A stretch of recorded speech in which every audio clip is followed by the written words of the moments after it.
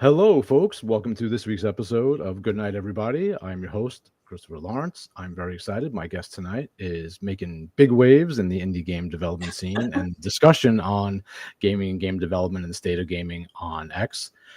It's Laura Gottlieb. Laura, thank you so much for joining me Hi, tonight. thank you, Chris. So let's start at the beginning. How did you get into indie game development in the first place? Yeah, so that's, a super long story. I'll try to keep you the short version. I've been a gamer my whole life, part of which was, sneaking down to the neighbor's house because my parents were pretty anti-video game.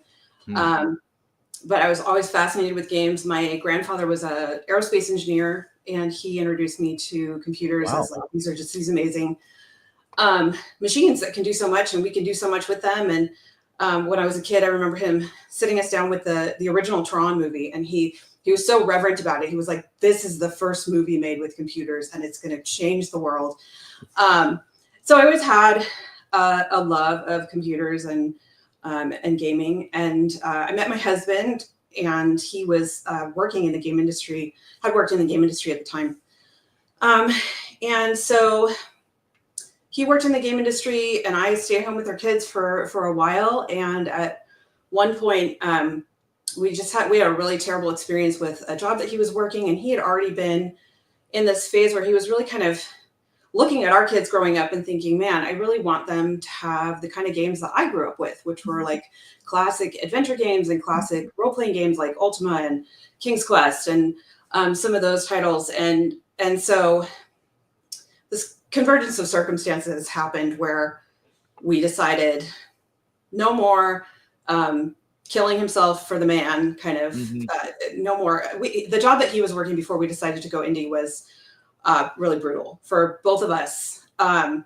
the point that I thought he was going to not make it very long. Oh, wow. And so after that, we just kind of looked at each other, and it had been the worst year of our life. We looked at each other. We're like, we're not doing this anymore. We're going to bet on ourselves. We're going to go in on something together. And so it's been sort of spirit and guts ever since then. We decided to start working on this game that he had kind of envisioned when he was in high school. And it's been an adventure ever since then. So we're it's really fun to work together with your spouse. It's a challenge. And it's never a dull moment, but there's something really special about being able to work on something creative with the person you loved and being able to, put that out and say, we made this, and have our kids kind of be with us through the whole journey. And it's a family game that we're making. So, and it's not just this one. We're actually working on other games too, but this is kind of great. So yeah, my wife and I had a short-lived short form podcast for a while, and really? it didn't go anywhere, but it was so much fun. Yeah, that we're actually going to be launching 2 additional podcasts in the very near future. Me and her, audio only, to be announced in the future. This is not a formal announcement, but there's something about if you have a spouse that, especially if you have the same kind of humor, when you're doing something that you're working in close quarters, doing something creative, and you're both creative people. Nothing like it's hard to explain. People that don't have that. Boo-hoo, sorry for you. But what about your history in playing games as a gamer? Is this a lifelong thing? Is this something that came after the development idea, after meeting your husband, or have you always been a gamer? I kind of have a little inkling of what the answer is based on your retro gaming tweets, but I'll let you tell me what your history is in being a game player. Yeah, so I've always played games. I did not play as many games as you would think growing up, because, like I said, my parents were pretty staunchly anti-video game through my childhood. So I grew up with like the classic NES and SNES games, but it would be pretty much whatever the neighbor kids had that I could kind of sneak away and play. Right. So obviously the classic like Mario games and Zelda and games like that. So, and then whatever my grandfather had. So like I played, Microsoft Flight Simulator, 2 or 3 or something like that. Right. And then the central grandfather game, Microsoft Flight simulator. Well, he was a pilot, so he was he was so obsessed with this like simulation that you could play, and so that was kind of my intro to gaming. And then it's funny because when my husband and I got married, before we had kids, I played like every game that I had wanted to play growing up that I didn't get to play. So I've always been a gamer, but I never really identified with like I'm a gamer. I just love games. I love them as a sort of healthy part of a balanced life. It's just a fun escape. So at the stage of life that I'm in right now, I don't play nearly as much as I would like to. It's hard. And it's because especially the longer form experience games are hard to kind of pick up and put down with kids. So, but I play with my kids, and we have a couple of years ago, we had a friend of ours gave us his original like SNES and a whole box of like all the best SNES games. And so I've been playing those with my kids. Wow. And they've been playing them. And you probably saw, I had a tweet a couple of weeks ago, or maybe a couple months ago now, that got a little out of control about Chrono Trigger, because my kids voluntarily, I had not forced them to play that game. But they picked it up and they played it. I wanted to play it originally. They saw me playing it and they were like, we want to try. And so they just took off and I never got to touch it again. And they finished it and they loved it. And so, so it's really fun to play with them. And of course we play like, family games together on the Wii, Mario Galaxy and Mario Kart and all the Wii sports games and stuff like that. So, and then I have a soft spot for the adventure games like King's Quest and me too. And like Monkey Island, and that's my favorite game ever is Maniac Mansion. So those are really special games to me. Especially I love King's Quest 4. 4. Oh, okay. I love King's Quest 4. I mean they have their quirks, but I love, one of the things I love about the King's Quest games is that you could tell they were made by a mom. There's so much humor that's in them that's like a mom wrote that. Like, jokes about doing the dishes and I'll, go on vacation when I'm dead and stuff like that. Like they're really cute games to play. So those classic adventure games have been a frequent topic on the show for one reason or another. I mean, largely because they're some of my favorites. And Monkey Island games. In fact, I refuse to play the new one because I haven't played it either. Yeah, I've heard that it takes some turns I wouldn't want it to. I'm not crazy about the art style. That doesn't prevent me necessarily. Yeah. But that combined with the idea that there's stuff in it that I just know is going to remove the immersion for whatever level you get immersion in Monkey Island games. But everything I loved about Monkey Island games I heard is being thrown a curveball, and I'm just like, I'd rather have my memories of what it really was when I was originally playing it. But those are great. Those are great games, and they're having a resurgence now. Those adventure games. I had another game developer on here a couple months ago. He just created a what's the name of it? Very good. In the style of. Do you remember the old Quest for Glory or Heroes Quest? Okay, it's very much an homage to those games, and very, very successfully, very well done. I'll have to send you the link when we're done here. Do that. So were the adventure games your favorite genre when you started? So you started getting into actually playing in adulthood. You weren't allowed to really play very much. Yeah. Now, when your parents found out that you were playing games, how bad was it? Cool with it. They were okay with it. They just didn't want in the house. They didn't want it in the house. They weren't, they would buy educational games here and there, like Math Blaster and games like that. And I was the second of 5, so they lightened up significantly after they had gone through the older kids. But there was always like, oh, you're sneaking down to Sarah's house again to play NES, and we're not really okay with that. Why don't you go ride a bike? And we did plenty of bike riding and roller skating and all the normal like cool 90s childhood things. So it wasn't, it wasn't out of balance. It was just, they're like, we're definitely not buying you an NES. I remember once my friend let me borrow her Game Boy, and that was just like mind blowing. I was so excited. She's like, I need it back. You can't have it. So Game Boy was exciting. So I remember just the idea of being able to take a video game system to school and like play it at lunch was revolutionary in a way. So if it was like a rainy day, you weren't going out for recess or whatever, you weren't stuck playing cards or I don't know, but you had a Yeah. game system now, so you could Yeah. play Mega Man until class. Yeah. Yeah.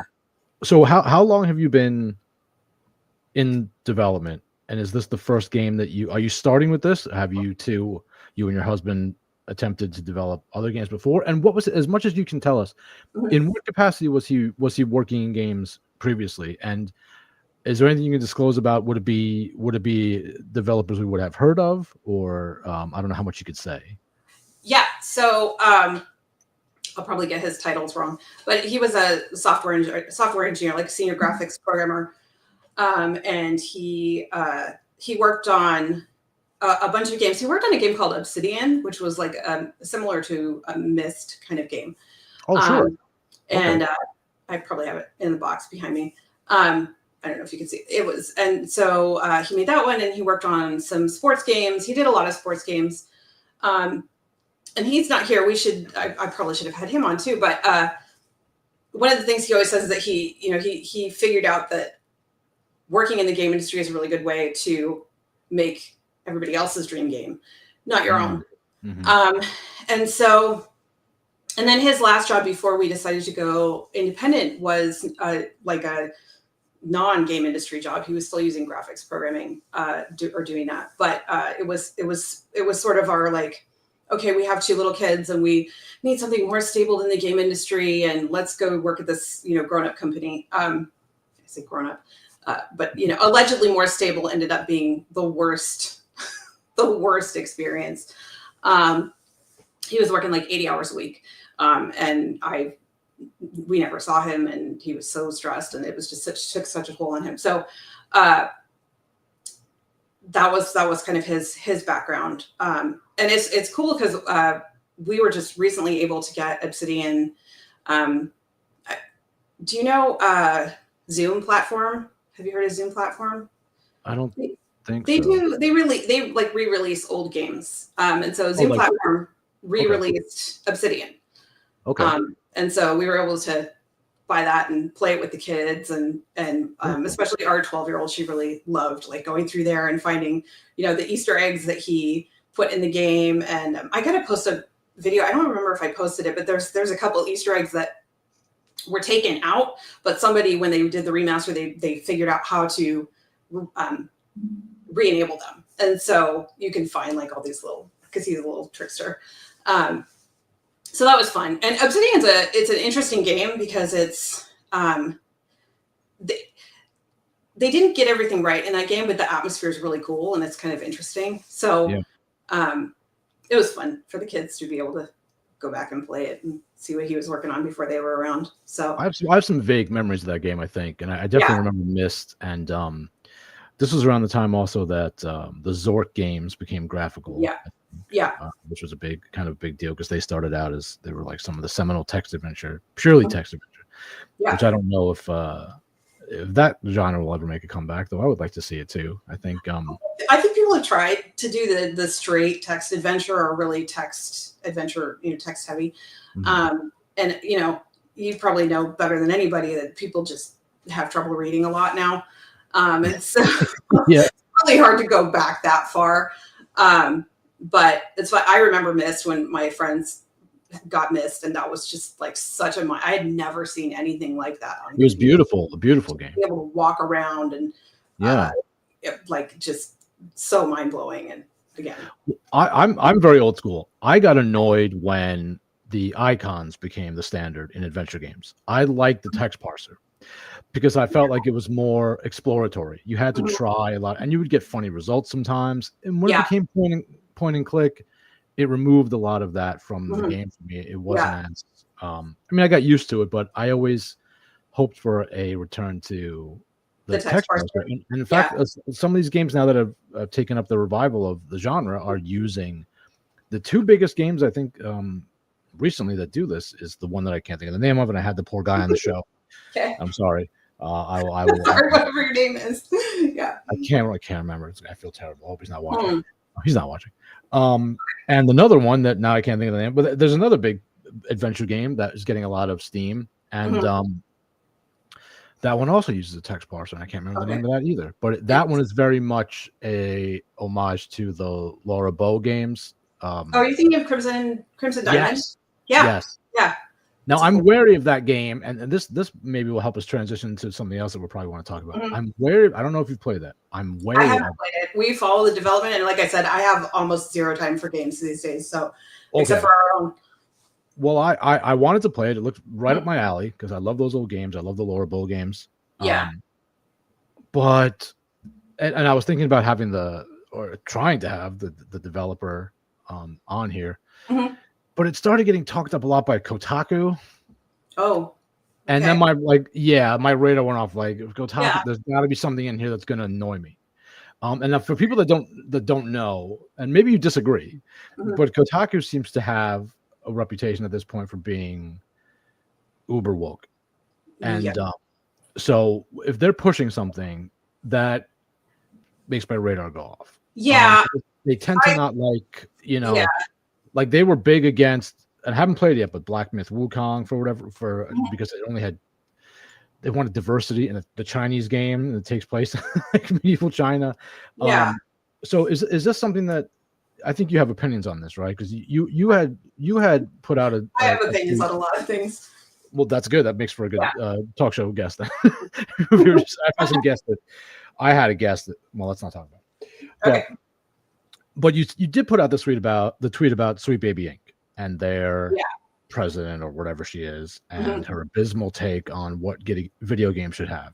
Now, I fall somewhere in the middle of this argument of games should be for kids on the one end and games should be dirty and gross and for adults on the other end. Yeah. Because I don't think either argument holds water, because for as long as I can remember, and you can correct me if I'm wrong, being that you have a great background in this also, but video games were never strictly for kids and never strictly for adults. So as far back as the Atari, there were games that kids would either should not be playing or would not have the mechanics to play. At the same time, there were very kid-centric games. Yeah. That holds true to the present day. There are games that are definitely not for kids, either thematically or mechanically. They would not be interested. And there are games that are very much for kids. And then also there are games that are for everybody. The vast majority of what Nintendo puts out for everybody. So why don't you talk a little bit about what this person from Sweet Baby Inc. says? Maybe you could give a brief background of what Sweet Baby Inc. is exactly from someone in development's perspective, because they're trying to kind of have a big influence in that area in gaming, right? Can you tell the audience just first of all, what Sweet Baby Inc. is, what this person said, and your take on that? Yeah. So I'm by no means an expert, and I don't want to claim any expertise on what Sweet Baby Inc. is. My understanding is that they're a narrative consultant that comes into other game companies and they help them craft their narratives. And there's generally an eye towards, the buzzwords, representation, inclusion, and things like that. And so it's been super controversial in the industry because in general, a lot of gamers have a sense that games are being made to sort of scold them and teach them and shame them sometimes instead of entertain. And so when you have these people who are outside the design, the core design team, or they're sort of just coming in to make sure that boxes get checked or things like that, it can get messy. So the thing that the post that you're talking about, there was a video of the leader of Sweet Baby Inc. I think she's the founder, talking about what she wants to see in games. And specifically, one of the things that she said was that she wants to see games be stranger and darker and hornier. Right. And so, I share your opinion that, games don't have to be for kids. They don't have to be for, they don't have to be like 10 and under or whatever. And anybody who's tried to make a game or write a book or make a movie knows that when you get into that territory of trying to kind of be for everybody, it can get you end up being for nobody. So I sort of balk when people are like, oh, well, if you say you want your kids to be able to play your game, you're making kids games. And that's not true at all.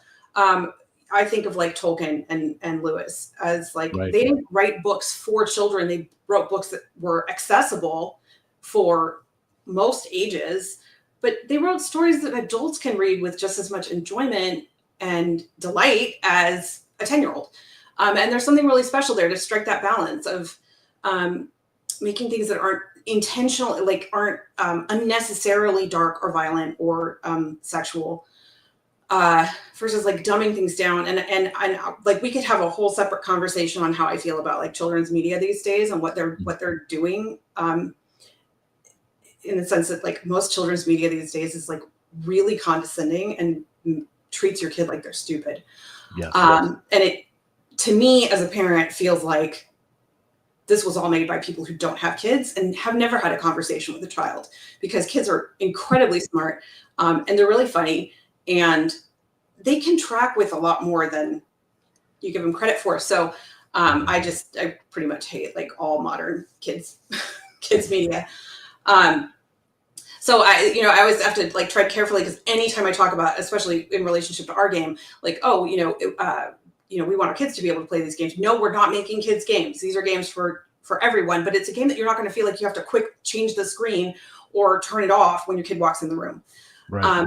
I don't really have a problem with, games that are made for adults. I don't love playing them because to me, I want my games to be an adventure and an escape, not like some intense or violent experience. That's not what I particularly enjoy, but I don't really have any problem with anybody else who, for instance, loves horror games or, things like that. It's not what I want to make, but I don't have a problem with those things existing. And I posted something the other day on X, I still want to say Twitter, about what's happening in the indie dev space. And every time I post something, I feel like, okay, in my head, it sounds good and it makes sense. And then somebody else will come along and they'll interpret it like something totally off the wall. Especially in the indie game space, we're artists. Like we want to make experiences that sort of reflect our world and reflect, you're gonna be hugely in your game as an independent developer. It's not like a game that's designed by 5 people or 10 people and made by 100 people. It's you. It's our games are me and my husband. We're very collaborative about the way we design everything. It's every little detail that's in our game has been discussed and planned and talked about by us. So I'm a big believer in people like make the game you want to make. Don't try to make it for somebody else. If you want it, if you enjoy it, probably there's somebody else out there that's going to want and enjoy it too.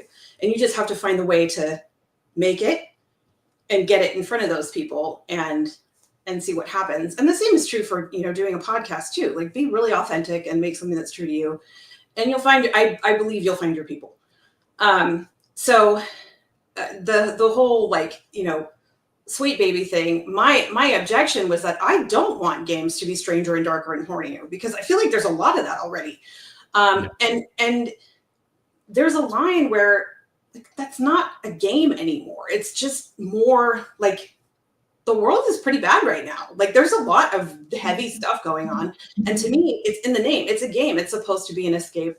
It's supposed to be sort of a reprieve from the stress of life.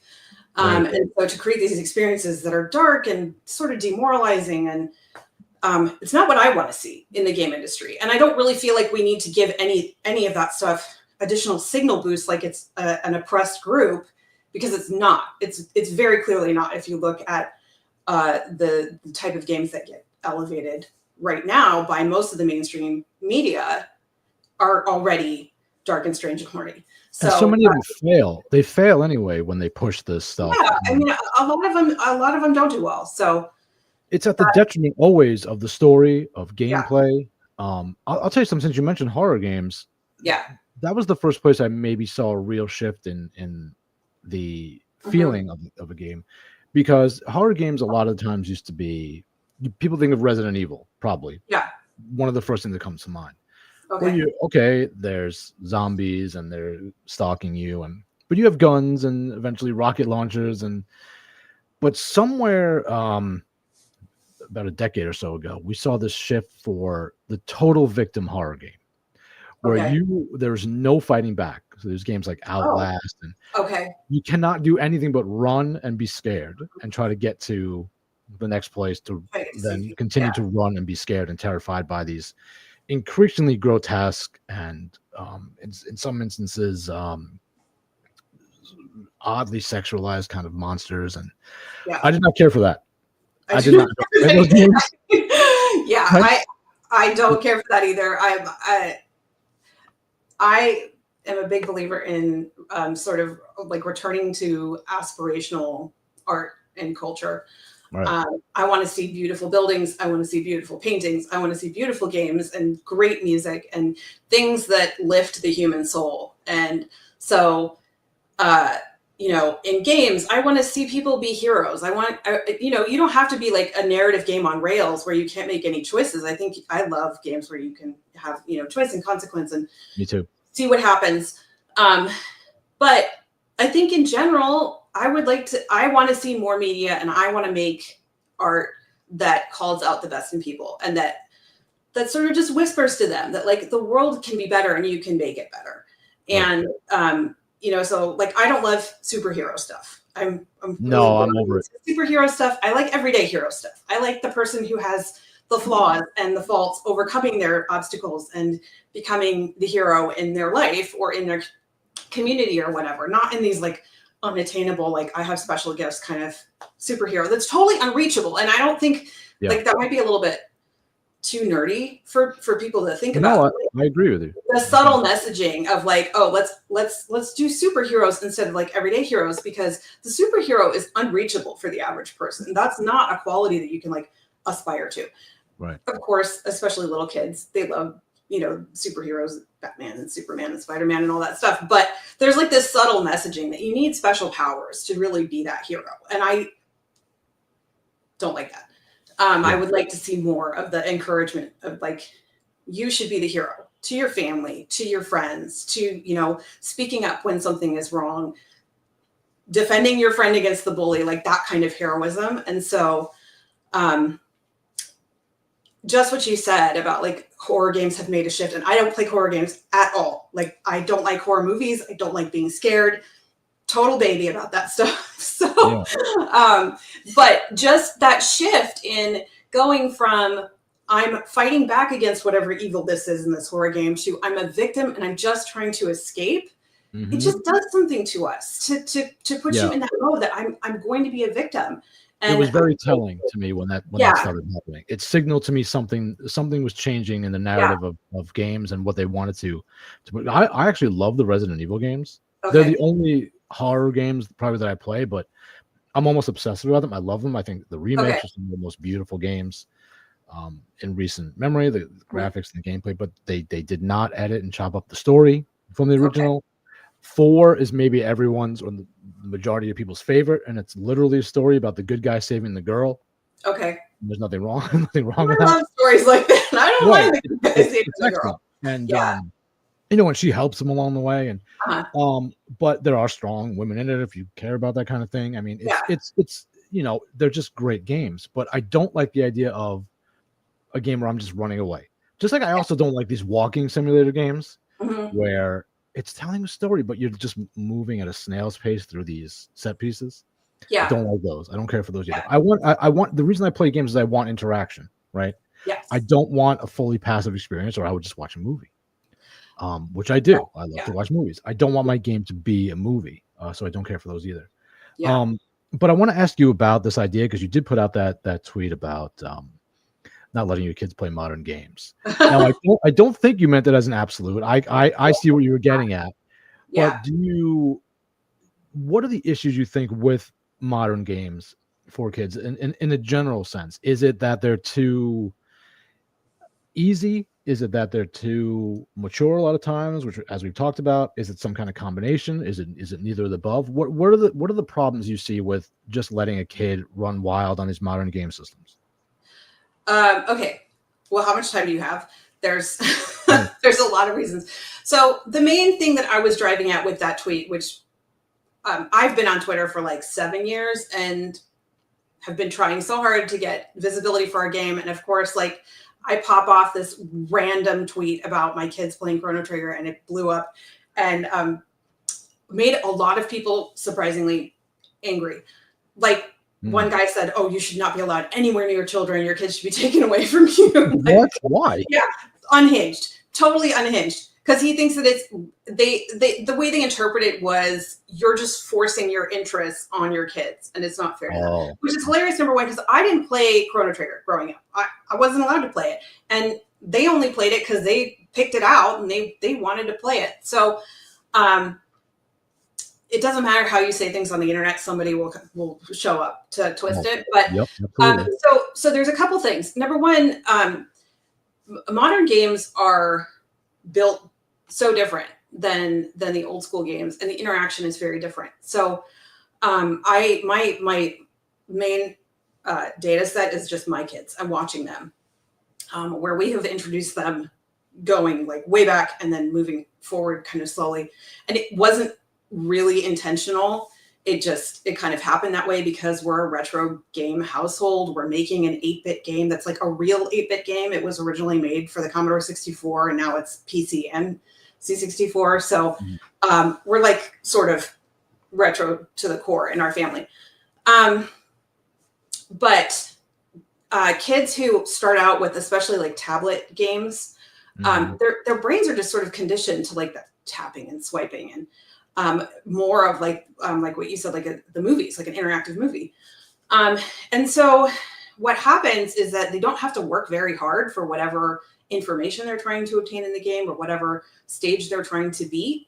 It's not like a skill, like a difficulty level. And I don't think I said that very well in the post, because I said, oh, older games are harder, which isn't necessarily true, but they do require more work from your brain, especially you can go to the graphics level, where if you're playing an 8-bit or even a 16-bit game, like not everything is spelled out for your brain the way a movie is or the way modern graphics are. And so you have to fill in the blanks.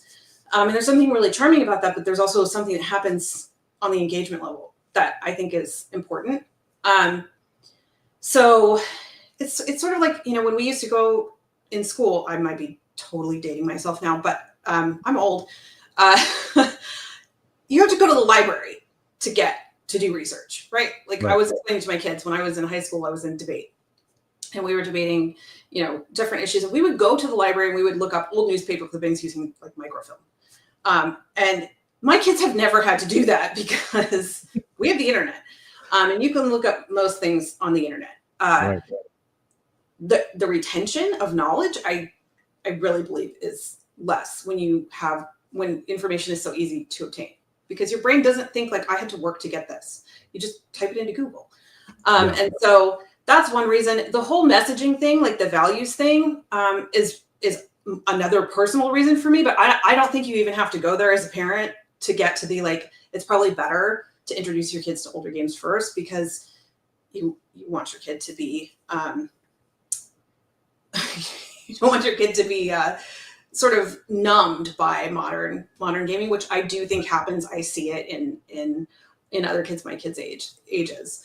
My kids have learned how to type on a computer because they play text parser games. My third born did not want to read and decided to read when she realized that she had to wait on her older sisters to play Monkey Island. She was playing Monkey Island with them, and she had to have them read all the things to her. And she was finally like, forget this. I'm gonna finally take off reading so that I can play Monkey Island by myself. Wow. So I love that. And there are so many stories like that with the old games. You'll hear, men of a certain age say like, I learned to read so I could play Ultima because my older brother was playing Ultima, right? I love that.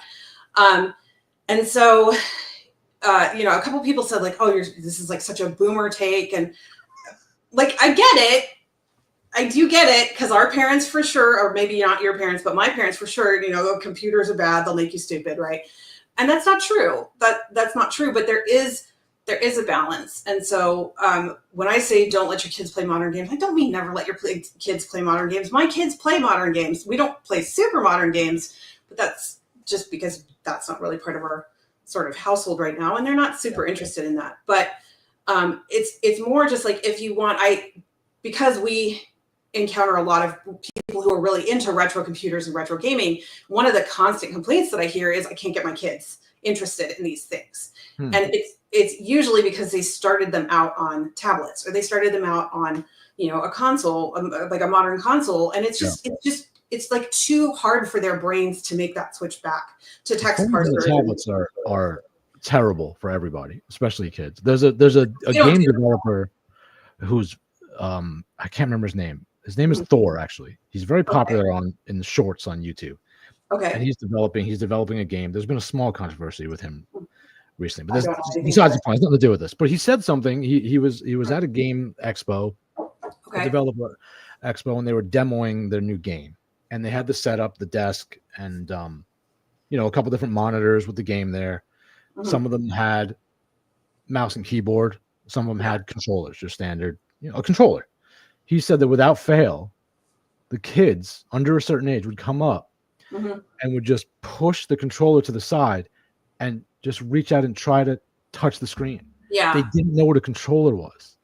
Wow. He said, so he had to start taking these kids and say, this is because now that blew my mind, because I could understand almost they don't know what mouse and keyboard. Okay. Under a certain age, I don't like it, but okay. Yeah. Not knowing what a controller is says to me that they're so numbed by the devices, the phones, and maybe I sound like a boomer now, but that was crazy to me. That was so crazy. It is crazy to me because 10 years ago we were like, oh wow, they don't teach cursive writing in schools anymore, and now no. Like they don't teach typing in schools anymore. Kids don't use keyboards. We have kids in our neighborhood who have never used a computer. They just use tablets, or they'll use a Chromebook that has a swipe screen. That's wild to me. Wild. Not like we've done typing. We're doing cursive. We're doing like all the old school stuff good. with our kids, because you could call me a boomer if you want, but I feel like those are really useful life skills. And so I'll take the boomer. That's like my one boomer take. Get off my lawn. But yeah, that is really interesting how quickly we adapt. Even like I have I have a laptop, and I've gone to, different meetings here and there. And I've had like adults who try to, touch the screen on my laptop. I'm like, this laptop was made in 2009. It does not have a swipe screen. Like there's no touch screen here. It's very interesting, and we adapt really quickly. I mean, we don't have our kids using tablets or smartphones, except for, contacting us. But I didn't have, I remember pre-smartphone. I remember pre-cell phone, and it's crazy to me how much my brain has adapted to having a smartphone and having that like accessible. Well, even the fact that you don't, I remember that I'm old enough that I remember the tip over between having to memorize people's phone numbers and now no longer having to remember people's phone numbers. And I like what you said. I've said this many times. I remember when I was young, if you didn't know something, you just didn't know it. And you either had to, right? You had to find somebody who knew it, or you had to look it up. And it's like go to the library or make some kind of effort. Yeah. And so you would retain that information. I feel like now it's literally, I'm going to use a boomer phrase here, but it's literally like in one ear and out the other, because you take your, okay, no, I'm looking, okay. And then 10 minutes later, hey, Timmy, what did you just learn on the, because they forget. It's gone. Me though. I do that. I mean, it's so hard. Because your brain, you don't value that information. You didn't have to do any work to get that information. So it doesn't go in, like you just think like, that's not important enough for me to store. Yeah. And you also have this, perpetual feed of information coming at you all the time if you're on, social media. And it's wrong too. Like 80% of it is nonsense. That's another thing. So then you don't mind it going in one ear and out the other, because like I don't remember this nonsense. You want to, like, God forbid you have to go to a book and look something up and read it. And it's probably true, at least, because now these days maybe not. But it used to be, if you went to the encyclopedia, if kids don't know what that is, it's like a big book, has a lot of stuff in it, and it would probably be true.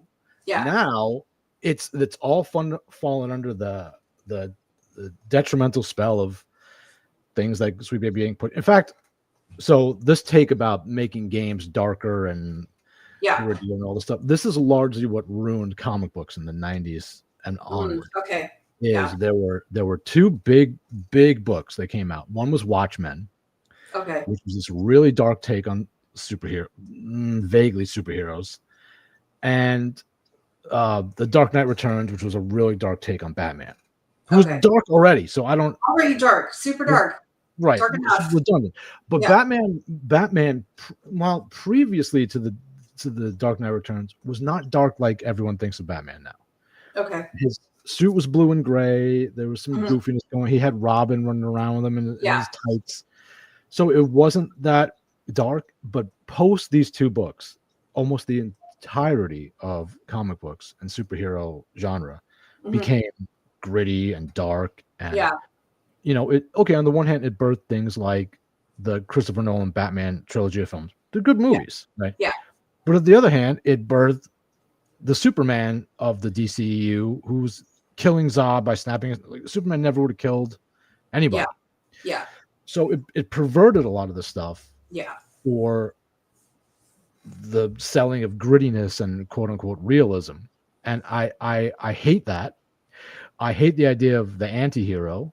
I think it has its place if we're talking about, Robin Hood. I guess you could characterize him as the anti-hero. There's a place for it. There's a place for it, but it shouldn't be the majority. That should be the outlier. Robin Hood is weird because he's a bit of a, you don't know how to, take him. Yeah. But the majority should be the standard. It's called the hero's journey for a reason, classic. But that's not cool anymore. Like the hero's journey, I mean, people decided, 10, 20 years ago, let's just throw that out. That's like way too passe. It's boring. It's not, it's not colorful enough or whatever. And, that bothers me. But there's a reason why that arc has resonated with humans, because we can all see a little bit of ourselves in it. And you want to see this story that sort of, goes through the cycle, and you get to the end and you succeed, you overcome the challenges, and you win the day and you save the princess or whatever it is. It just resonates with humans because it's part of the human experience, and it's part of what you're supposed to aspire to as a human, is to overcome. So I don't love the whole, like, everything's got to be gritty and dark. And, it's sort of like the edgelord thing, right? Like at some point, everybody just turned into an edgelord, and we have to just try and get edgier and edgier. And the thing about that is that you have to keep pushing the envelope to get more and more edgy, and people just get more and more desensitized to it. So, there's a line, like, you don't want everything to be unicorns and rainbows. And you do want to have real darkness and real struggle and real evil and good struggling to confront and overcome evil and not get overcome. Like, but we can't even say things are evil anymore. We have to. It's not presented that way. Have to be, oh well, we can kind of see how he would turn out like that, and it's, a lot of times the villains in these stories, they try to make them more relatable than the heroes. And we could go into like the whole women in entertainment and what they've done to like female characters. Oh yeah. Which is another big pet peeve of mine as a woman and a mother of daughters. The messaging that they send out about women is really irritating. Well, we've talked about that on here too. I'd love your take on that, because what I presented is there are two sides of this argument, and I hate both of them. So the one is there are two positions, I should say, and I feel like I'm not on board with either position. So from the and I'm gonna revert to the terms left and right just for convenience's sake, even though largely maybe you don't ascribe to that, maybe it doesn't work as well as it used to, but whatever. So on the so-called left, we have this uglification of women in video games. Everybody's got to have a lantern jaw and be enormous, right? I mean, let's be realistic. This is what they're pushing as relatable or whatever. But then I feel like the answer from the quote unquote right has been hypersexualization. Yeah. So we want the outfits as small as possible. We want the proportions as big as possible.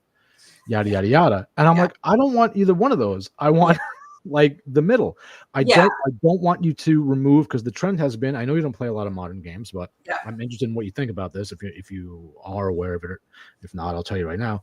The trend has been to, in character creation, this is a very specific example, but it illuminates a lot. Yeah. You can no longer have pick male or female. I don't know if you're aware of this. Yeah, so body type 1 and 2. Body type A and body type B, right? Or 1 and 2. Yeah. Even among games that are not particularly woke. So the game Elden Ring is. Are you aware of Elden Ring? Yeah, I know enough about it. Okay, I haven't so played it. okay, it's okay, it's fine. But it's ostensibly part of the Dark Souls series of games.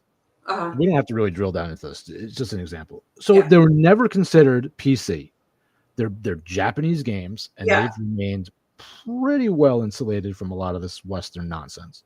Okay. But I remember when Elden Ring came out, because I love these games, and I booted it up, and there's the character creation screen, and it says body type A and body type B.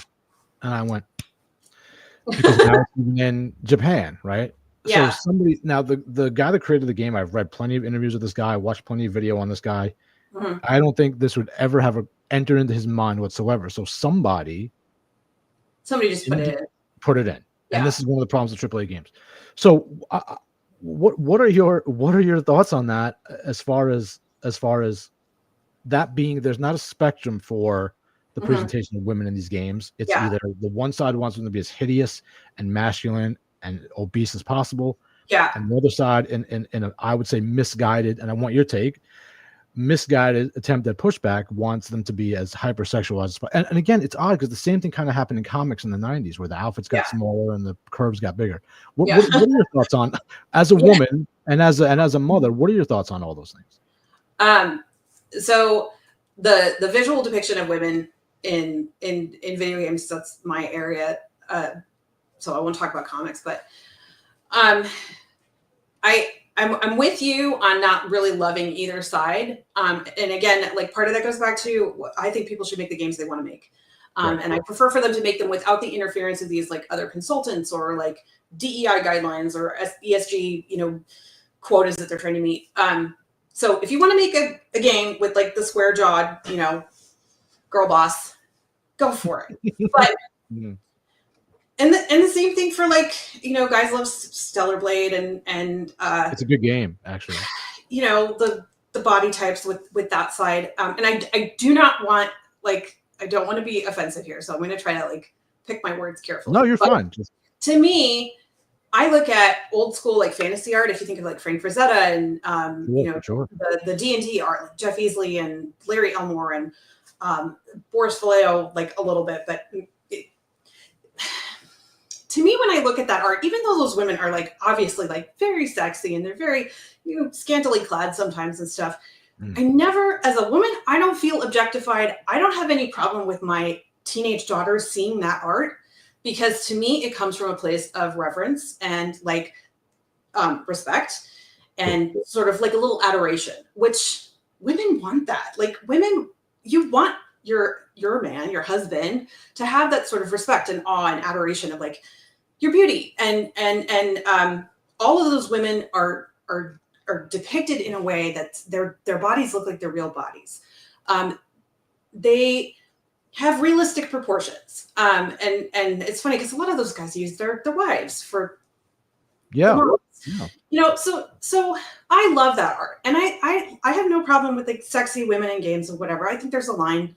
To me, like, okay, that's good, we're good.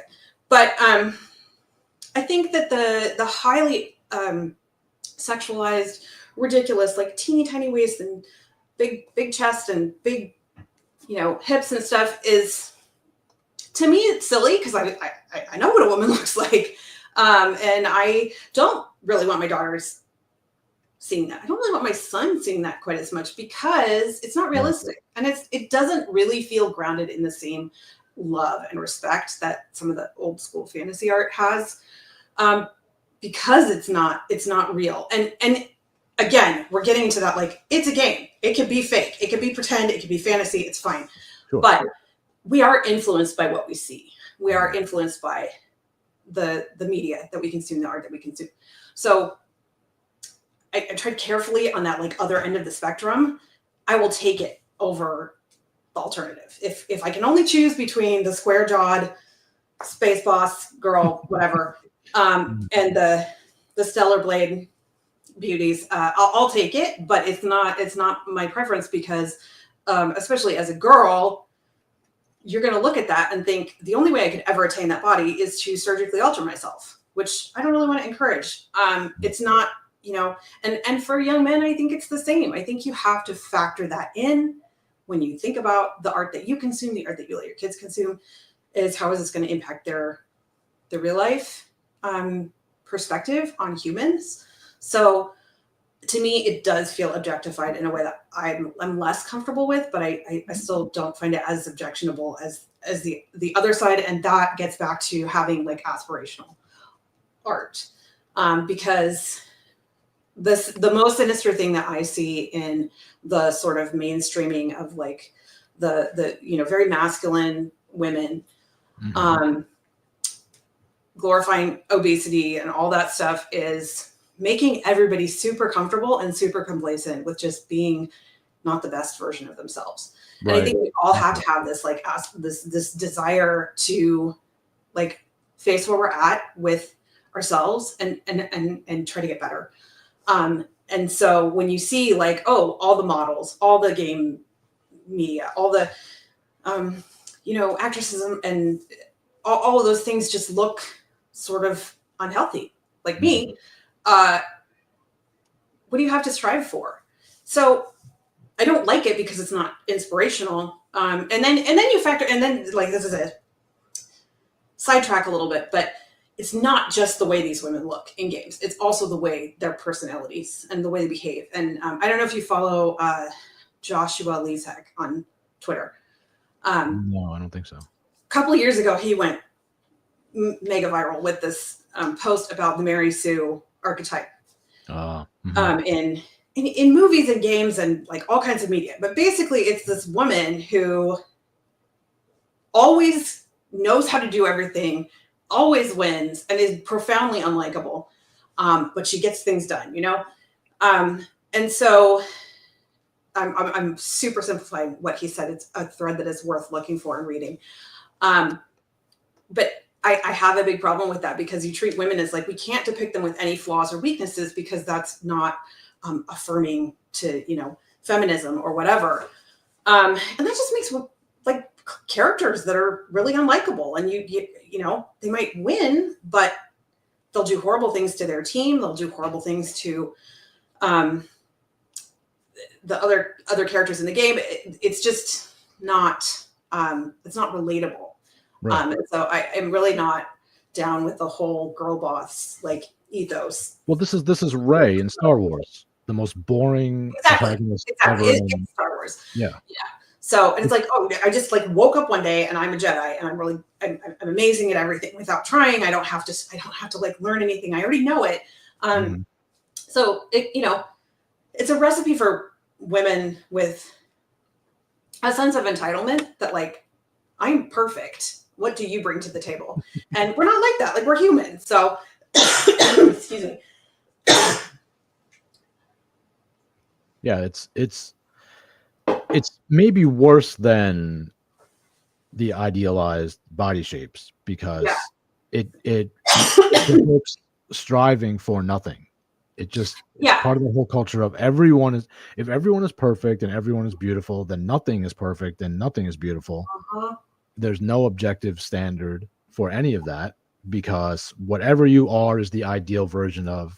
And it makes terrible, and everything becomes very boring. There's no one less interesting than Rey, than the Mary Sue kind of character, because they're already where they need to be. There's no journey, there's no struggle, there's no learning, there's no attaining, there's no conflict. There's nothing. You might as well just end the movie in the first 10 minutes. She wins the end, and at least you don't have to sit through 2 hours of nonsense. Where do you see the real problems with that in gaming? I mean, is there a distinction that can be made between someone like Lara Croft, right? Yeah. So she kind of is straddling both sides of that. She's got that unattainable. I'm talking about the classic Lara Croft. I love it. Yeah. Right. So she's got the absolutely unrealistic body size, but there's you don't get the same kind of. Maybe you do. I don't know. I'd like to know what you think. Do you get the same kind of girl boss vibes from her as you do from these other. I feel like for whatever reason, no. No. Can you put a pin on why that is? No, I think that that sort of perspective on women is a much newer phenomenon than the original Lara Croft. Right. That's a product of like the culture that we're in right now. Because at some point it became not okay to question anything a woman says or does. And like I said, you can't depict them with any flaws or weaknesses or vulnerabilities, because that, weakens their power as a woman or something. And I think that that's a really damaging view for women, because you're trying to like, basically my power is supposed to be just like a man. And, we're missing out on a lot by just asking women or telling women to just be like a man. And that's what makes you strong. So I don't think you could, I don't really feel that way about the older Lara Croft. I love the strong, capable female fighter. But there is something different about the way they're being written these days. Right. And I really think a lot of it just comes down to having an agenda. The people who are in charge of the narratives of these games and the like the character direction and stuff they have an agenda. They have a certain view of the world that they want to put out there, and they want to shape all of the media that they're making to fit that world, or that fit that view and that agenda. So, at that point, it really has to come down to like, don't give your money to people who hate you. Right. It should be simple, but there's a lot of, in fact, that transitions nicely into, I actually want to read this tweet of yours verbatim, because it's really important. And what you just said feeds right into this, because I used to say that all the time. Yeah. People should say that more. When Disney first started going woke, I said, just don't go to the movies and watch a Disney movie. Just don't go to Star Wars. But people have this addiction, I guess, to entertainment. And the problem is, and I can't totally blame them, because there's a dearth of good stuff out there that you can give your money to. Nobody's making. So you speak to this here. Let me read this. So you said, if you're looking to indie games to save gaming from AAA, it's time for a wake-up call. Cancel culture, nepotism, and political bias have strong influence in indie games too, if not outright control. You can see it in indie funding and publishing opportunities, in media coverage, and in the dev community that cancels and bullies non-woke devs, and sometimes each other. You can't fix gaming without having this conversation. So I'm going to just ask you the big question. How can we fix gaming, and can we fix gaming? Well, I believe we can absolutely fix it. I am so white-pilled on our ability to fix things in life. Lots of things have tried to take that away from me in my life, and I've just refused to give up on like my hope that we can always make it better. So you have to find the people that align with your views and your vision, and you have to support them. And when I say support, I don't mean just buy their games when they're done, because and I got into this in the conversation in that thread a lot, because people think like, well, I'll just buy it or I won't buy it. When we're talking about indie games, we are talking about small teams or solo devs. It is a freaking miracle for any game to get made. And the amount of struggle, not everybody takes, as long as we've taken on our games. And that's partly because we've been, doing a lot of self-funding, which means we work and we work on the game, and then we work and we work on the game. But there's a lot that goes into getting a game to market. And until people who want indie games to save gaming, until they understand that you have to show up for those developers, you have to fight for them, you have to go out and speak for them in places where they don't have the time to speak. You have to defend them when they get attacked. You have to, contribute how you can. It does not have to be money. Some of us have you have a Patreon, or you have a PayPal, or you have like a merch store. Every dev has to kind of figure out their own way of handling that. But you got to show up for those devs as they're making the thing for you, because if you don't show up, they will probably never get to market. And so And people who haven't made a game probably don't understand how demoralizing it is when you get attacked by people who just don't like you because you're you. It has nothing to do with your game. It's just they don't like you. They don't want you to win. They don't want you to succeed. They for whatever reason, they think I deserve what you have, or if you succeed, then I'll lose something. There's a lot of that, like, oh, well, you getting something means I'm not getting it.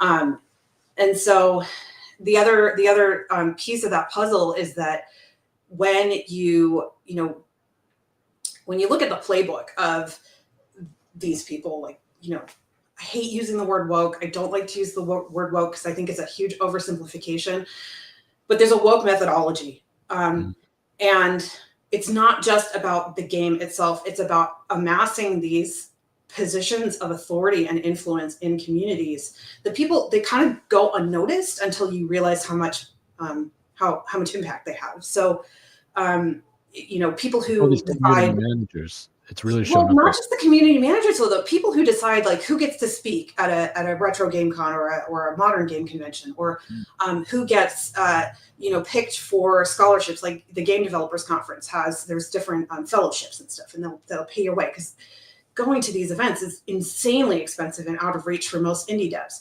But if you look at who's positioning themselves into, like, we get to decide who gets to present, who gets to speak, who gets a fellowship, those are the places where they go. And then they boost their people. They boost the right kind of people.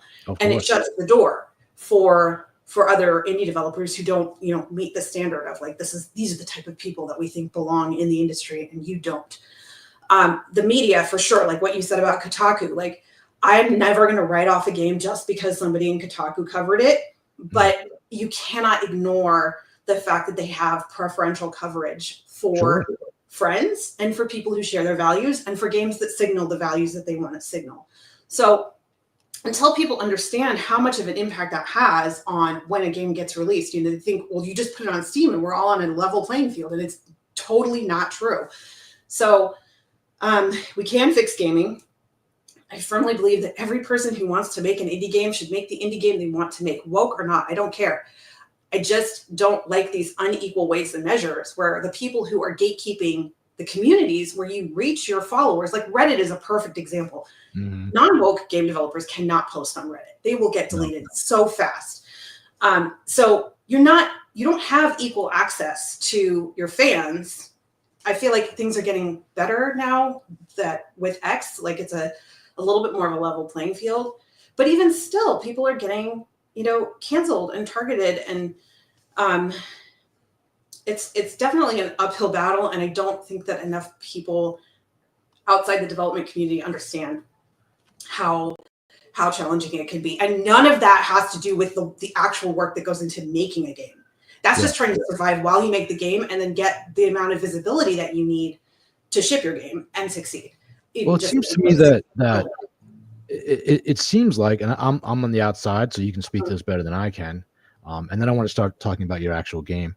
But it seems like, just like with Hollywood, part of the problem is a lot of people that may think like you and I or others in this space, but are afraid to speak out. Yeah. So for every Thomas Mahler, there's countless, I don't know, Cliff Blazinski, who maybe Cliff would be his non-woke. That they're, and I totally understand that. And, to me, I've never been super vocal about my personal beliefs because they're just that, they're personal. And I'm not big on, like, everybody needs to hear my opinion about it. But isn't part of the problem that people, and again, these terms, I know they're meaningless, but isn't part of the problem that those of us or people on the so-called right or right-leaning or normal people do think that way, but the wacky people don't, and they have no problem voicing and forcing and shoving their personal opinions into everything, whereas we're more kind of laissez-faire, live and let live. Well, this is what I think, but I'm not gonna. And isn't that how the Overton window moves? That is how the Overton window moves, and that's also how we end up with these people are in charge of everything. Right. Because we're all busy living our lives, trying to make a living, raise our kids, make our thing, and we're not keeping an eye on all this other stuff. And then you come up against it and you're like, oh wait, who decided you get to be in charge of Reddit? Who really? Like, and they, it's the same thing everywhere. It's not just the online world. It's, you could look at your library boards and your school boards and like your community, all these community positions that you don't even know exist. They do. And they're out there getting into them years before you even become aware of how much impact they have. So that is a problem. And it's not really one, like, I don't seek out those positions because I'm a normal person and I totally don't care. Right. Until, oh wait, I can't give a talk at this con because I don't have the right flags in my bio, or I don't have the right, I'm not signaling the right things. So, to me, I don't want to be overtly political. Our game is not political at all. It's a fun, charming role-playing game, medieval role-playing game. It's not political. I want anybody who wants to play this game to play this game. Well, that's the normal person. So, and that's normal. Like, to us, we're like, this is just normal. It doesn't have to be that. But they'll look at who you are and say, I don't care what you're making. Who you are is not the type of person that I want to be in the industry. Well, this is what's so striking. It's another one of the things that's so striking about one side, and I don't like there to be sides, but there are. Yeah. About one side versus the other is so I'll speak personally about me. Mm-hmm. I don't want the messaging of my so-called side to be pushed so much either. I see a lot now. I don't want pandering in that direction because now I'm seeing a lot of these games like you're MAGA man. We're going to blast the libs. Okay. That may be cathartic for like 5 seconds. For 5 seconds. I don't want to play 30 hours of MAGA man blasting the libs. Like it's not interesting. No, because it's boring. It's boring. And like, this is a big pet peeve of mine because I feel like we don't have a really solid alternative right now. You look at, some of the sort of, again, hate these terms, but like the right media and culture outfits. And all they do is just dunk on the other side. And it's like, okay, that was funny once, but it's not really funny anymore. It's not really enriching my life. I already know about those guys. I already know what they're about. Like, I don't want to be entertained just hearing about how silly you think they are, how bad you think they are. Like, I don't want to go see another documentary about such and such like controversial thing. I just want good stories. We've talked about that on the show too with some of my guests in the creative spaces, and there are some very, very. I'm not going to name them because not yet anyway. But there's some very, very popular. There are some very popular cultural commentary shows on the. I keep using air quote on the right. Where's my camera? On the right, very popular. And their whole thing, now they're maybe just as despicable as everyone they're railing against because there's no filtering they have no filters. Yeah. So the language they're using, the topics they're talking about, everything is just as offensive, but they're considered okay by people on the right because they're directing all this bile at the woke people. That's a target. Okay, I get it. Yeah.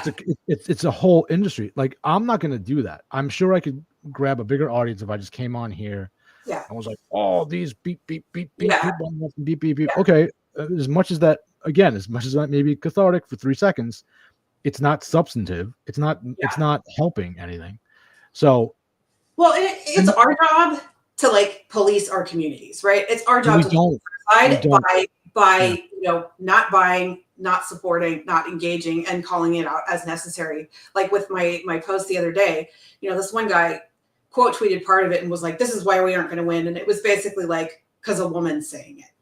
And, it was only because I said, I don't want to eradicate anybody else. I don't want to eradicate any other types of games or whatever. I just don't want this like undue influence that's happening. Right. And, in his mind, like just saying that is a weakness. And we don't want, number one, we don't want women involved. You should sit down and look pretty and not say anything, which my husband had an interesting time talking to him about that. But there's a lot of that. Yeah, but like that's just as bad. You guys are just as obnoxious, and we have to do our own policing in our community to make sure that those people don't get to be the voice. So that's frustrating. But I think that, again, like, it's always that, like, the answer to bad speech isn't censorship. It's always more speech. So we have to have that, like, open dialogue with people. We have to, and I tried to engage the guy. I was like, we don't have a dispute here. Like, I understand what you're saying. I just, I tried to engage him in good faith, and he just kept twisting it. But people, I think on some level people recognize that those people are in the margins, but sometimes you have to call out those people in the margins. We saw this in the retro community, in a less political context, although I do believe that some of it's politically motivated,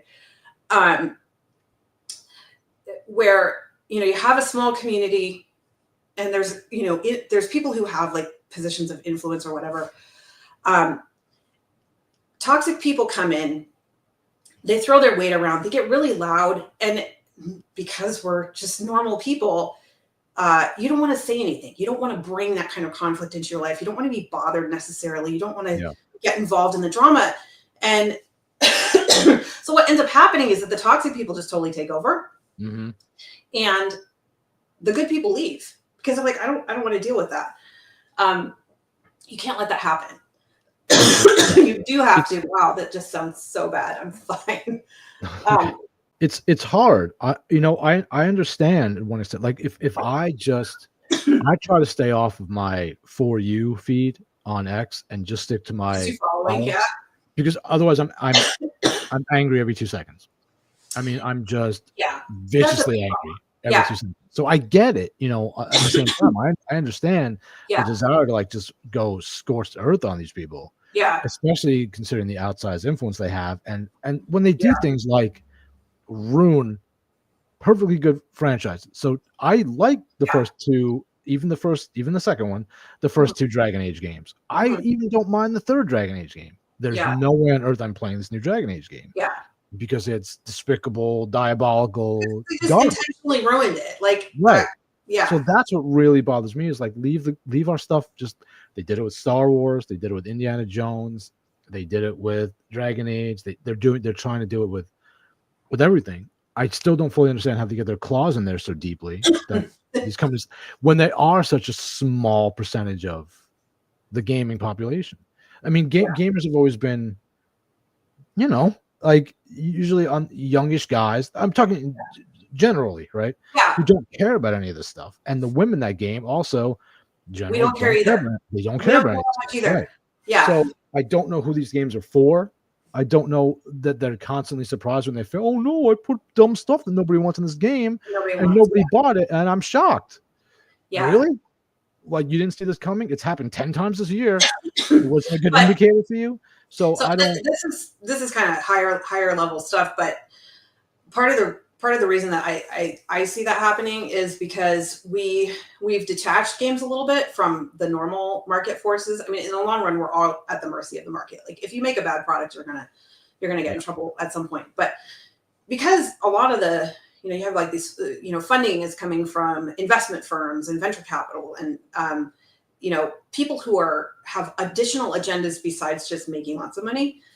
Which sounds ridiculous, because we all think, like, what's the point of being in business except to make a lot of money? Oh, that has changed so much. Right? That has changed. So you have ESG and you have DEI, and those things are tied together, and your access to capital as a business is partly influenced by those things. And so then all of a sudden it's like, well, I'm not necessarily making this game for the market. I'm making this game for the investors and what they want to see in the games, and whatever their, like, other motivations that they have.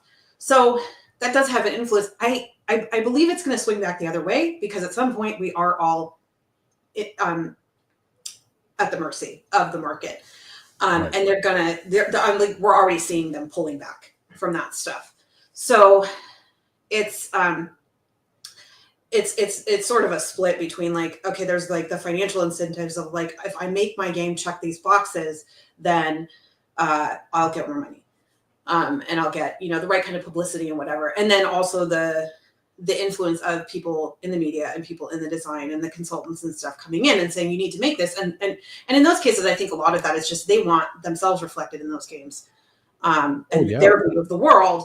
And so they want to remake everything in their image. And you can't have stories that don't reflect my image and my view of the world.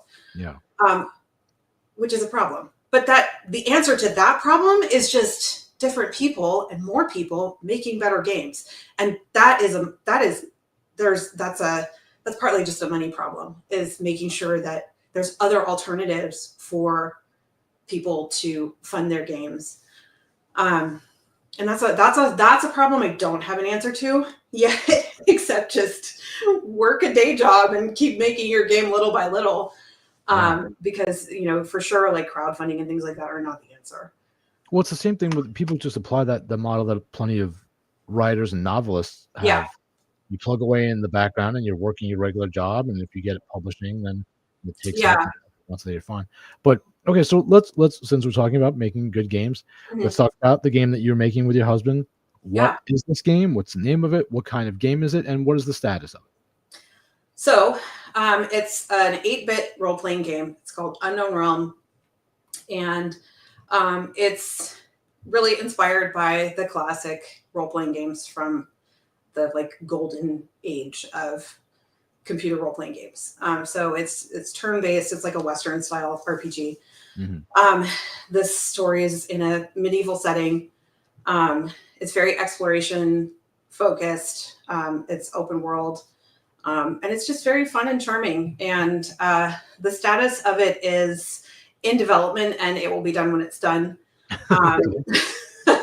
which is a thing that we've gotten better at saying, because we've had a very long development cycle. We did do crowdfunding, and it's been a very rocky road for us. But we are closer than ever to getting to the finish line. And that's exciting. We were able to go to Portland at the end of September and do like a beta preview, which was a wild experience, and ended up being really, really cool and really, really special, actually, because we hadn't had people play it outside of our home. And that was really cool, because we had no idea who was going to show up. We kind of put it out there, and we said, we put it to our Kickstarter community and, on Twitter. And, the one thing we did was like, okay, you have to RSVP, because we did it offsite. We couldn't get a booth at the event. And so we decided, well, we'll just do like a suite party like they used to do at, computer conventions and game conventions back in the, 80s and 90s. They'd have like these suite parties after hours. So we just put it out there, and every single person who showed up was just amazing, and really, really kind, total strangers, or, a couple people were, we had like one person who had been following us on Twitter, and but they weren't people we knew. We didn't like hand select them or anything. And they just came and they played our game, and it's really challenging to demo a role-playing game like that, because these are games that take time to get into. And so, we should have had, like, we had two machines set up, and I wish we had 4, because we had people who stopped playing just because they wanted to give somebody else a turn. But it was really cool to like watch them play it, and see that, like, all the things that are uniquely us were the things that they loved about it. Because in indie dev, there's a lot of like copycats and kind of borrowing from, like, oh, I see this game and it's getting popular, I'm going to make a game just like it. And that can be super depressing, because you're not even done building the thing and they're already like, oh, let me just, sort of harvest ideas. But then to be able to go out and show it to people and have them notice, like, these little things that aren't talking points, they're not marketing hooks, they're just us making our game. And they loved it. So that was a really, like, special high point after several years of pretty dark development. So like, just dark for us, because it's like, oh, it's just him and me on our own. Total faith in this game that we're making. We love it. We know our kids love it.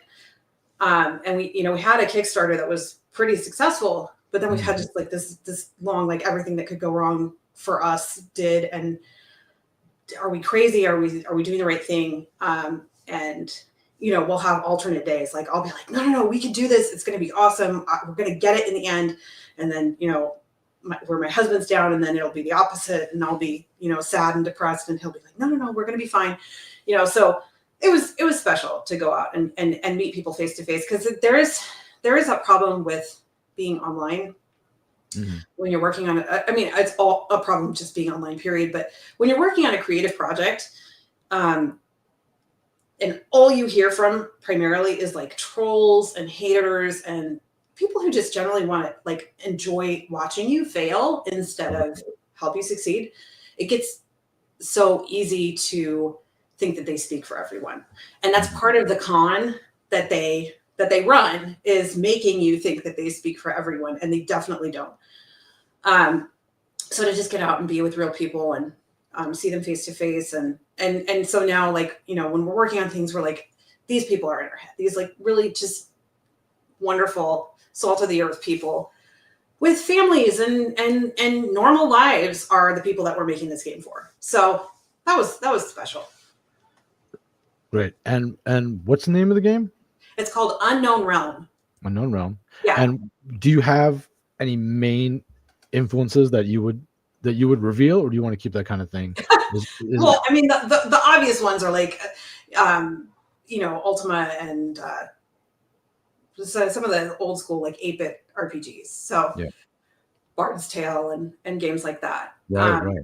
Okay. So, but it is it's its own unique experience, and it's something that really needs to be like played to understand what it is.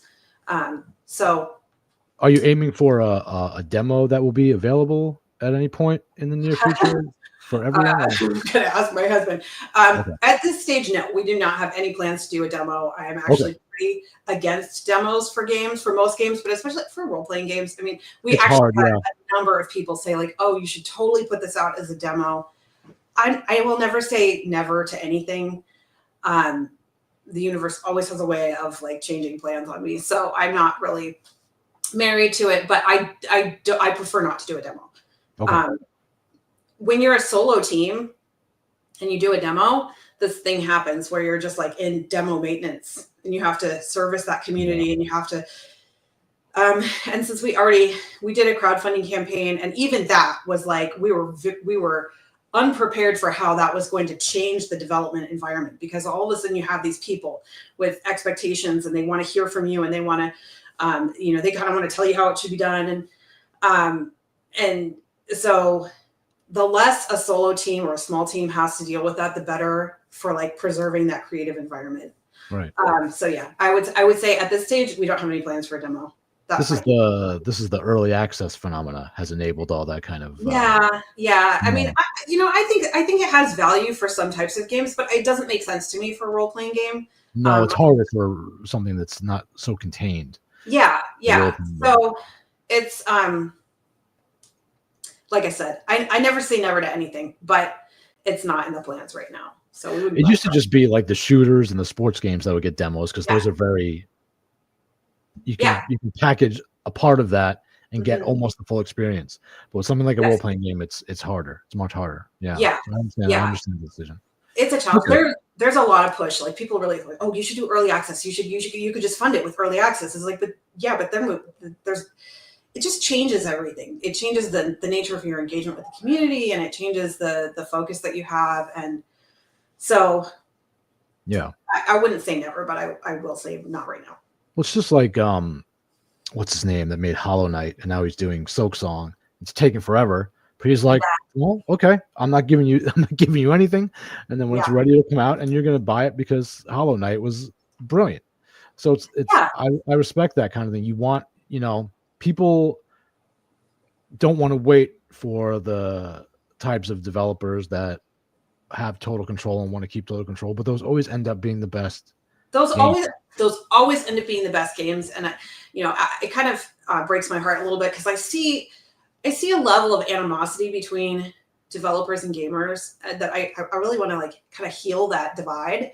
I can't do it on my own. We can't do it on our own, because you have to have both sides kind of come together. But I think, people have to have some trust in the developer that, like, especially if you've seen the game, like, people have seen enough of our game. They know what it is. They know if it's for them. Like, you really only have to see a couple screenshots of our game for people to know, like, oh yeah, that's definitely for me. At that point, there should be like some respect for the developer. That, like, I'm going to let you do your thing because you got it this far, and I know that you're making something for me, and I'm just going to let you do it. Putting pressure on people rarely makes them perform better. It rarely makes them happier. People who aren't happy don't usually make very happy games.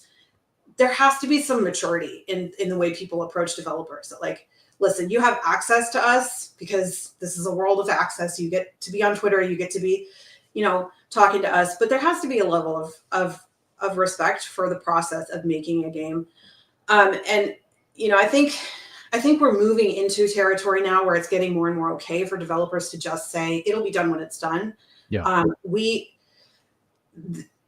I'm resistant. There's a line of thinking with indie games that's become like the conventional wisdom, which is that you should market your game early and often as much as you can while it's in development. And I think that's a terrible approach for most indie games, for a variety of reasons. I think people should be able to say it's done when it's done, and I think they should market their game actually less early in development. There's like this alchemy when you're making a game that you really don't want to disturb too much.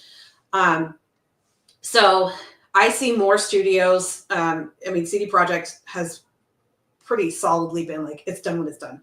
And I've seen other studios more and more kind of going towards that. Like, we'll let you know when it's done. And we're not doing it to like tease people or string them along or be coy. It's just, we don't want to put that out there. And, for us, when you do a crowdfunding campaign, Kickstarter says like, oh, you have to put in your estimated delivery date, right? And huge pressure to like make that as soon as possible. So you come up with the most optimistic timeline that you can, and you put it out there. And it's almost never right. Like it's especially if you're like working just by yourself, and then you go into crowdfunding and we have stretch goals. We have to do stretch goals. Everybody wants you to do stretch goals. So, okay, we'll do stretch goals. And then you expand the scope, and then you add people. So then you have community outreach, but there's still only the two of you. So you have to do community outreach and develop the game and do all these other things. Like, it changes the timeline. So for us to get to a place where it's like, okay, I'm going to trust you, the developer, because I know you're making something for me. I'm going to trust you to get it right and do it right. We have to get to that place with games, but I also understand that early access and that demos and stuff like that have sort of pushed the other direction, that people really want to have, like, if I find out about it, I want it right now, and we're really pushing against that like instant gratification urge that people have. So it's a challenge. It's a challenge to navigate it and you can't really please people, especially when your game is late and they've been expecting it for a really long time. But most people get it. Most people get that, like, okay, good things take time. It'll be worth the wait. And there's some pretty loud complainers, but they're less loud now. So it's okay. But games really are, like you said, when the developer just takes the time that it needs and gets it done right, those are always the ones that you remember. So that's my advice to like other indies, is to just stick to that. Like, be true to your vision, stick to it, and don't let all the like sort of peanut gallery come in and tell you how it should be done, because it's your vision, it's your game. And if you start to deviate from that authentic thing that you came up with, you just lose the plot. So it's also why while certainly not an indie, I think as much as people complain about Nintendo's attitude, it's why they get away with it, because that attitude has allowed them to give you the experiences they've been giving you for all these decades. These singular Nintendo experiences, unwatered down, unfiltered. It's never buggy. It's never it doesn't need updates 2 days after you get it. It's it's solid when it comes out, and you know what you're getting, and they continue to innovate. So people like to complain about, and I understand there are reasonable complaints. Maybe they shouldn't strike every video that reviews other games. Maybe they should let some of these fan games get made. But at the same time, that tyrannical control that they keep allows them to keep producing the way that they do. And so you got to kind of take the good with the bad and be happy with it. And most people won't come at Nintendo for how Nintendo does things because Nintendo, and you know, they've earned some of that. It's a lot harder to come in as an indie and like, you've never played a game from us before and say that stuff, but it's like, it's not true. So the precedent is there now because we have had games like Hollow Knight and Undertale and these, you know, that are very small or singular developers that are indie that have had maintained total control and not let a whole lot out before the game comes out. And you've got these masterpieces. So I'm hoping that people will apply a little bit of that mindset going forward when it comes to things like what you're trying to do. And I think you're on the right track. I know you have the right perspective on all these things. So I'll put links to where people can follow along as the game is developing, and also to your X/Twitter account. You can keep up on your thoughts on all these things because you have really, like I said, really great perspective, great thoughts on the whole situation. And I hope you'll come back on when we're a little further along and I'll bring my husband. He can come on. Oh, that would be great. Yeah, if both of you would come on, that would be excellent. You again. Our website it's just stirringdragon.games. So people can go there, they can sign up for our mailing list, and they can see more about our game there. And like we don't post a lot, but you know, there's a lot of screenshots on our Twitter feed too. So great. Okay, and I'll put that link in the description also. Well, thank you again for coming on. This has been really good. Yeah, and I really appreciate it. Yeah, my pleasure. Okay. And thank you everyone who has watched this live. Thank you everyone that is watching it on the replay.